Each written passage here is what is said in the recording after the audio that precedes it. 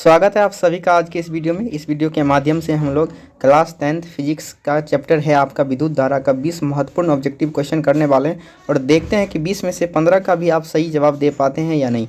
ठीक है, क्योंकि यह जो क्वेश्चन है आपके बिहार बोर्ड मैट्रिक परीक्षा के लिए काफ़ी ही महत्वपूर्ण है। तो चलिए शुरू करते हैं आज के क्वेश्चन और देखते हैं कि क्या आपका स्कोर रहता है। ठीक है, यहाँ से आपका पहला क्वेश्चन है कि एक कूलम्ब आवेश कितने प्रोटॉन से बनता है।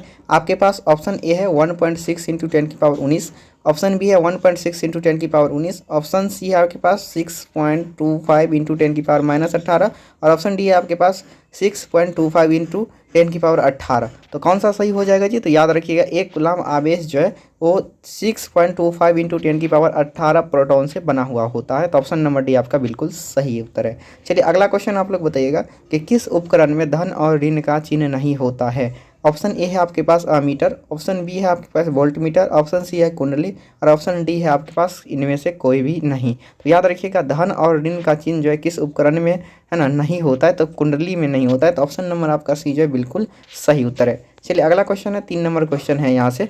ठीक है, कि किसी बल्ब से 1 मिनट में 120 कूलम्ब आवेश प्रवाहित होता है तो विद्युत धारा का मान क्या होगा। तो हम जानते हैं विद्युत धारा I बराबर जो है वो क्या होता है जी, है ना, Q/T होता है, यानी कि आवेश बटा समय होता है। तो 120 और बटा समय को 1 मिनट को हम 60 सेकंड में कन्वर्ट करेंगे, है ना, तो यहाँ पे 2 आएगा। तो यानी 2 कूलम्ब आपका बिल्कुल ही सही उत्तर है, ऑप्शन नंबर बी।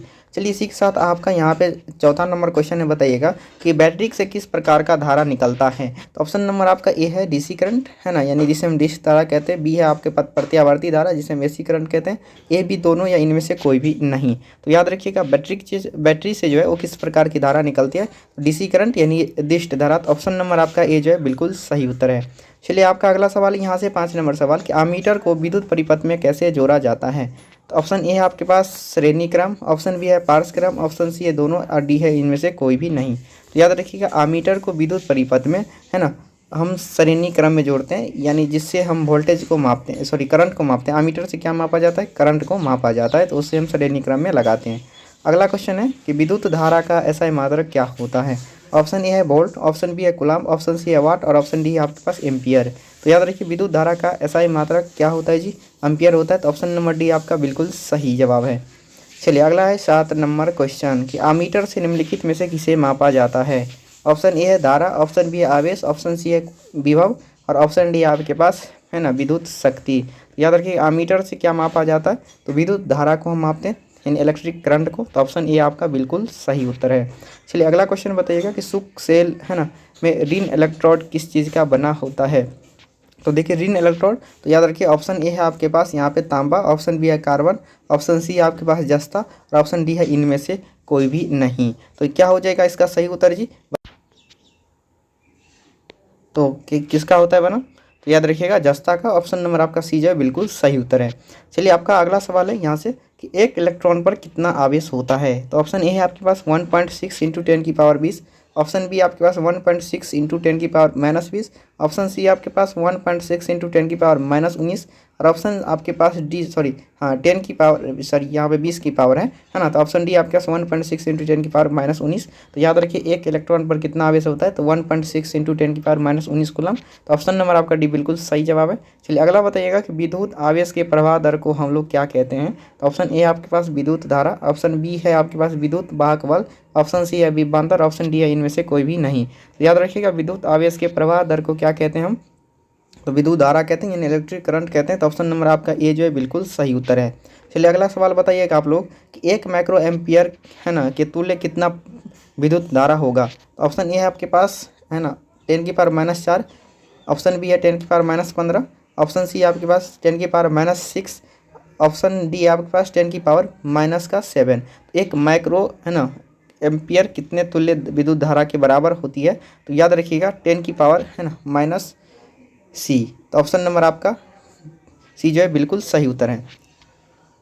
अगला बताइएगा कि धारा मापने में किसका उपयोग होता है। तो ऑप्शन ए है आपके पास अमीटर, ऑप्शन बी है वोल्टमीटर, ऑप्शन सी है कुंडली और ऑप्शन डी है इनमें से कोई भी नहीं। याद रखिएगा धारा मापने में किसका उपयोग किया जाता है, तो अमीटर का उपयोग किया जाता है। तो ऑप्शन नंबर आपका ए जो है बिल्कुल सही उत्तर है। चलिए अगला बताइएगा आप सभी कि जब किसी चालक में विद्युत धारा बहती है तो गतिशील कण जो है वो क्या होते हैं। तो ऑप्शन ए है परमाणु, ऑप्शन बी है आयन, ऑप्शन सी है प्रोटॉन और ऑप्शन डी आपके पास इलेक्ट्रॉन। तो याद रखिएगा, जब किसी चालक में विद्युत धारा बहती है तो गतिशील कण इलेक्ट्रॉन का होता है। तो ऑप्शन नंबर आपका डी जो बिल्कुल सही उत्तर है। चलिए अगला बताइएगा कि विद्युत आवेश का ऐसा मात्रक क्या होता है। तो ऑप्शन ए है आपके पास वोल्ट, ऑप्शन बी है कूलम्ब, ऑप्शन सी है आपके पास वाट और ऑप्शन डी है एम्पियर। तो याद रखिएगा, विद्युत आवेश का ऐसा मात्रक क्या होता है जी, कूलम्ब। ऑप्शन नंबर आपका बी जो है बिल्कुल सही उत्तर है। चलिए नेक्स्ट आप लोग बताइएगा कि कैथोड किरणें में क्या उपस्थित होते हैं।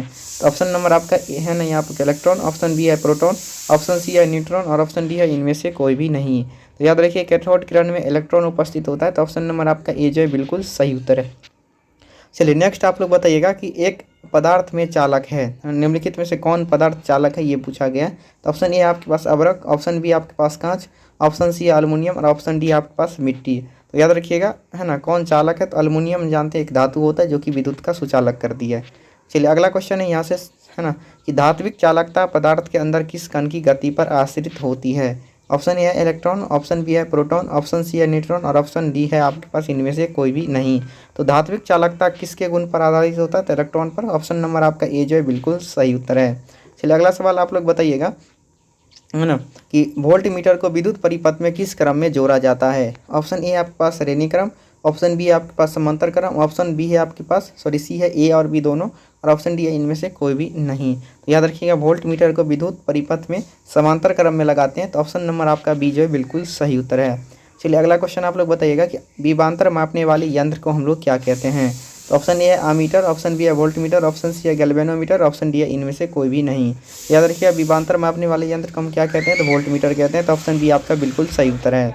चलिए अगला और आखिरी क्वेश्चन आज का बताइएगा, विभवांतर का ऐसा मात्रक क्या होता है। तो ऑप्शन ए है आपके पास वाट, ऑप्शन बी है एम्पियर, ऑप्शन सी है वोल्ट और ऑप्शन डी आपके पास इनमें से, है ना, ओम। तो बताइए क्या होगा। तो विभवांतर का ऐसा मात्रक क्या होता है जी, तो वोल्ट होता है। तो ऑप्शन नंबर आपका सी जो है बिल्कुल सही उत्तर है। तो इसी के साथ यहाँ पे जो है 20 नंबर सवाल जो है आपका समाप्त होता है। तो बताइएगा 20 में से आप जो है वो कितना, है ना, स्कोर कर पाएँ, ताकि हमें भी लगे कि आपका तैयारी जो है कितना हो रहा है। ठीक है, अगर आप चैनल पर नए हैं तो कृपया चैनल को सब्सक्राइब कर लीजिए ऐसे ही और वीडियो के लिए। और ठीक है, और कंप्लीट PDF नोट आप चाहते हैं तो व्हाट्सएप ग्रुप जरूर ज्वाइन करिएगा और साथ में टेलीग्राम भी।